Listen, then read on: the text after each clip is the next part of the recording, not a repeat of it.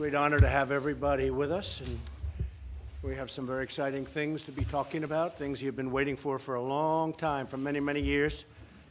And now let's see how badly you want it.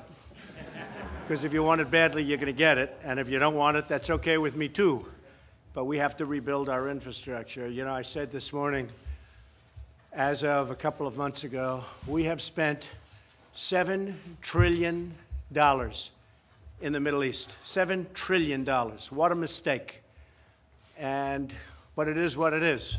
This is what I took over. And we're trying to build roads and bridges and fix bridges that are falling down. And we have a hard time getting the money. It's crazy.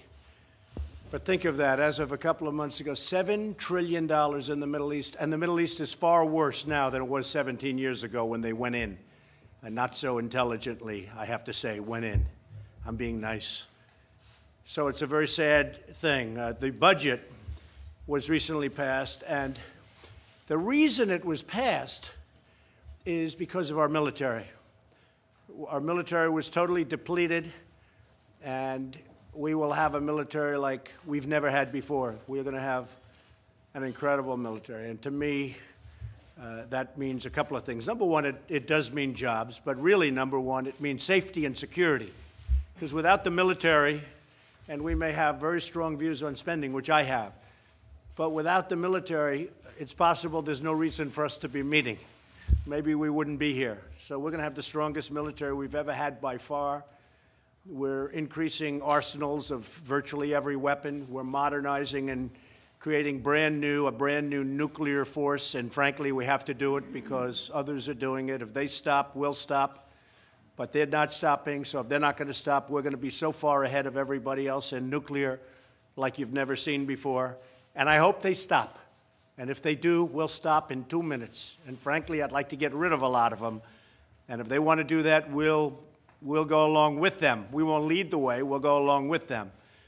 But we will have a nuclear force that will be absolutely modernized and brand new. And hopefully we'll never have to use it. And hopefully we can reduce it in the years ahead. And that depends really on what other people are going to be doing. But we will always be number one in that category, certainly as long as I'm president. We're going to be far, far in excess of anybody else. I'm honored to be here with the governors, with county executives and mayors from around the country, Secretary Chow, Secretary Zinke, Secretary Ross, Administrator Pruitt. Thank you for joining us. I greatly appreciate it. We're here today to discuss the critical need to rebuild America's crumbling infrastructure. And one understands, and the people in this room really understand better than most, probably, hopefully better than anybody, that the problem the states have and local leaders have with funding the infrastructure is horrendous. And we will build, we will maintain, and the vast majority of Americans want to see us take care of our infrastructure. Trucking companies are complaining that they used to take trucks from Los Angeles to New York, and there was no damage. Now they bring from Los Angeles to New York, and there's tremendous damage to their trucks because our roads are in bad shape, and we're going to get the roads in great shape. And very important, we're going to make our infrastructure modernized, and we're really way behind schedule. We're way behind other countries. We always led the way for many, many years. Then, a number of decades ago, it slowed down, and over the last 8 years and 15 years, to be honest, it's come to a halt. This morning, I submitted legislative principles to Congress that will spur the biggest and boldest infrastructure investment in American history. The framework will generate an unprecedented $1.5 to $1.7 trillion investment in American infrastructure. We're going to have a lot of public-private, and that way it gets done on time, on budget. It will speed the permit approval process from 10 years to 2 years and maybe even to 1 year. Because when we give you as governors and mayors and people representing your great states, or we give you money and you can't get your approvals, I guess we're going to have to take that money back or you're not going to build. And some of you are sitting around the table that I know, some of the governors, you're going to get those permits, I have no doubt. Others, I see a couple sitting around the table, I don't think they're going to get their permits so fast. But you're going to have to get it, otherwise you're not going to be able to build. because we can't give you money and you're going to take 15 years to get a permit. In one state, it took 17 years for a basic roadway to get a permit, and the cost was many, many, many times what it was supposed to be.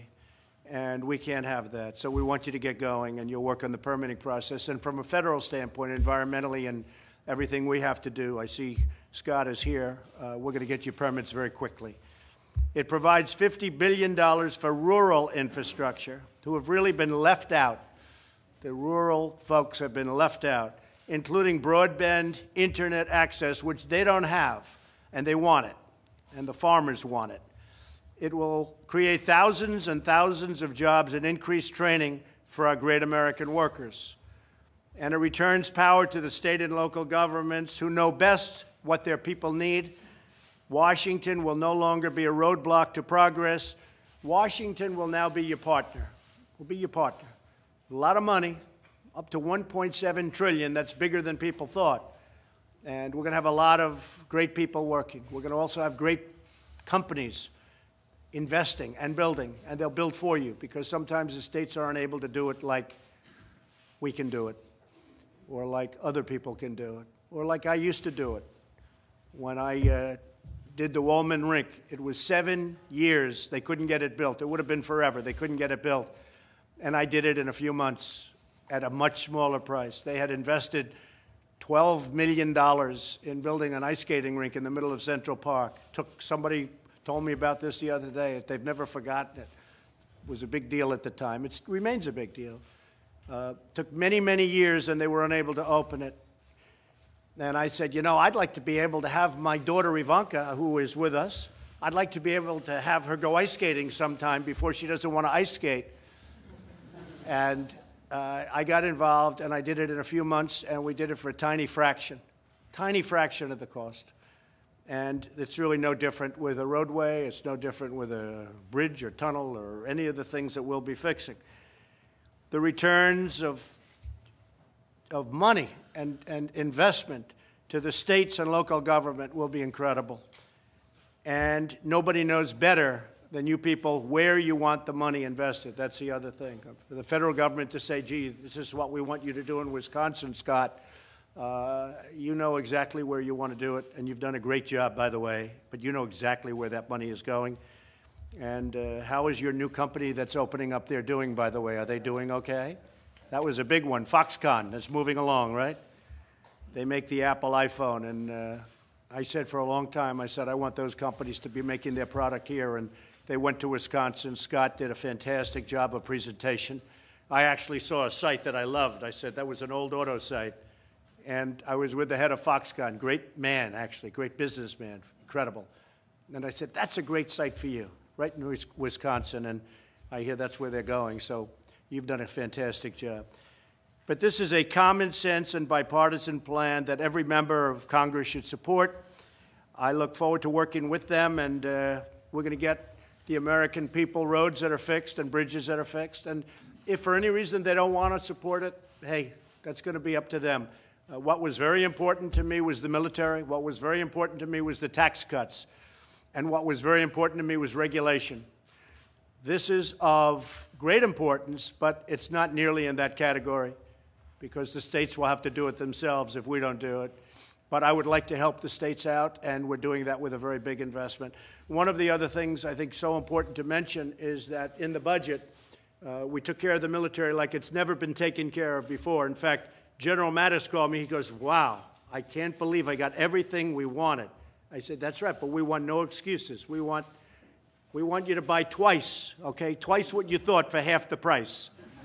So maybe we're going to get involved a little bit in the buying. We want to get twice as many planes for half the price. And believe me, we can do a lot, because the procurement process is very outdated, to put it nicely. But we're going to have something very special. But one of the things that was very important to me with respect to the budget was DACA. I did not want DACA in the budget. I wanted DACA separate so that we could talk about it and make a deal. And I hope to be able to make a deal. I hope the Democrats are not going to use it just as a campaign. You know, they've been talking about DACA for many years, and they haven't produced. We started talking about DACA, and I think we'll produce. But if the Democrats want to make a deal, it's really up to them, because we want really tremendous border security, but we have to have Democrat support for DACA, and they are starting that process today. We didn't want to have it in the big budget, because if we have it in the big budget, it's going to get mixed up with all of the other things. So now we have our military taken care of, and now we start very serious DACA talks today. And we are, I can tell you, speaking for the Republican Party, we would love to do DACA. We would love to get it done. We want border security and the other elements that you know about, chain migration you know about, the visa lottery you know about. But we think there's a good chance of getting DACA done if the Democrats are serious and they actually want to do it. But they didn't want tax cuts. They fought. We didn't get one vote for massive tax cuts that have turned out to be unbelievably popular. And what came up, which was even a surprise to us, were the big companies stepped up, and millions of people have gotten tremendous bonuses. Nobody knew that was going to happen. That was just the beginning point. So we didn't get one Democrat vote, not one, for the biggest tax. And I think that's a big political problem for them, you know, if you want to know the truth. They are going around saying they made a mistake because the tax cuts have now, you see what's going on. It's spurred the economy. Unemployment is at virtually record lows. Black unemployment is at the lowest level in history. Hispanic unemployment is at the lowest level in recorded history, which is really something that's so great. And we are it's amazing what's been going on with the